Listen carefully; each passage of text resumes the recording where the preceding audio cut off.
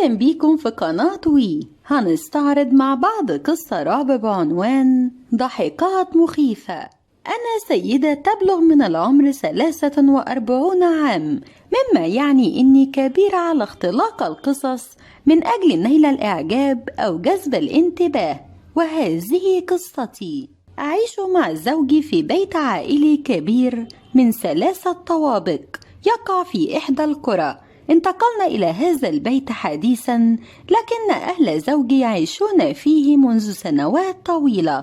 أذكر أنني شعرت بالضيق عند رؤيتي للبيت في المرة الأولى، ربما لأن البيت غريب بالنسبة لي. هذا ما ظننته في البداية، إلى أن انتقلنا للعيش فيه.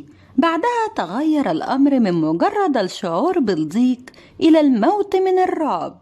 فبعد شهر من انتقالي للمنزل، كنت جالسة أشاهد التلفاز مع العائلة في غرفة في الطابق الأول تقع بجوار الدرج، وبالصدفة كان الفيلم الذي نشاهده فيلم رعب. لا أعرف إذا ما كان له دور فيما حدث مع تلك الليلة أم لا. المهم، بعد انتهاء الفيلم ذهب الجميع إلى النوم، لكني بقيت كي أرتب الغرفة، وكانت الساعة حوالي 1:30 صباحا. أثناء ذلك سمعت صوت ضحك خافت وصدمت، لكن لم أخف. تكرر الأمر 3 مرات، وكان الصوت لفتاة صغيرة ويأتي من أعلى الدرج. بقيت في مكاني إلى أن تكرر الصوت للمرة الرابعة. عندها قررت التحقق من الأمر، فصعدت الدرج. لم أجد شيئا. مرة أخرى سمعت صوتا، لكن هذه المرة كان صوت بكاء آت من المطبخ في الأسفل. بالطبع نزلت إلى هناك، وكالعادة لم أجد أحدا، فقط وجدت الصنبور مفتوحا وأغلقته، وأسرعت إلى غرفتي وأنا أكاد أموت من الخوف. فكرت أن أيقظ زوجي، لكن ماذا سيفعل؟ استلقيت على السرير وحاولت جاهدة أن أنام، لكن من دون جدوى.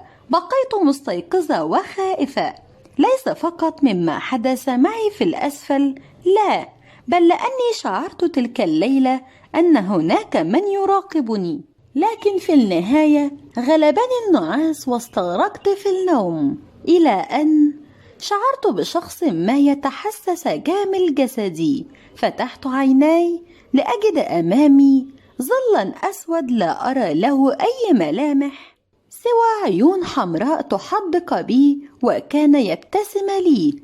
شعرت بهذا رغم أني لا أرى فمه. لم أستطع التفوه بكلمة، ولم أقوى على الصراخ، لكني مددت يدي من تحت الغطاء وأيقظت زوجي الذي قال لي أنه لم يرى ولم يسمع أي شيء.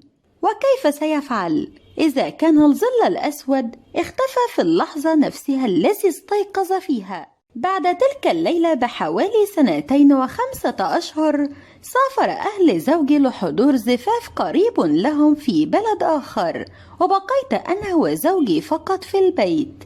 كالمرة السابقة بقينا نشاهد التلفاز حتى وقت متأخر من الليل. فجأة سألني زوجي قائلا: هل سمعت هذا؟ لكني لم أسمع شيئا هذه المرة. سألته: ما الذي تسمعه؟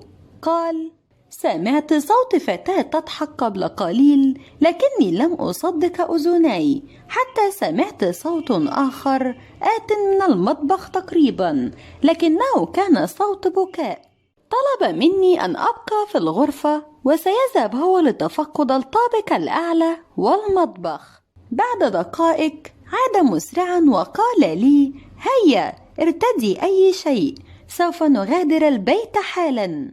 وبالفعل غادرنا البيت وذهبنا إلى بيت ابن عمه الذي كان قريب جدا من بيتنا. قبل أن نصل إلى بيت ابن عمه سألته عما رأى، فقال لي: عندما صعدت للطابق العلوي وجدت فتاة تضحك وتلعب مع رجل. عندما شعر بوجودي نظر لي، وكانت أعينهم شديدة الإحمرار كالدم، وعلى وجههم ابتسامة مخيفة. كان هذا قبل حوالي 12 عام. عدنا إلى البيت بعد يومين من تلك الحادثة، وكانت عائلة زوجي قد عادت أيضا. مرت سنوات لم نرى فيها أي شيء مخيف، ربما لأني حرصت على عدم بقاء أحد بمفرده في ذلك المنزل. الآن كبر أبنائي، وعلى الرغم من أني لم أروي لهم ما حدث معي ومع والدهم، إلا أن ابنتي قالت لي ذات يوم أنها رأت في أحلامها عدة مرات ظلا أسود وأعين حمراء تراقبها. شكرا لمتابعتكم، سنسعد باشتراككم بالقناة وإعجابكم بالقصة ومشاركتها وتعليقكم عليها. انتظرونا في قصة جديدة من وي.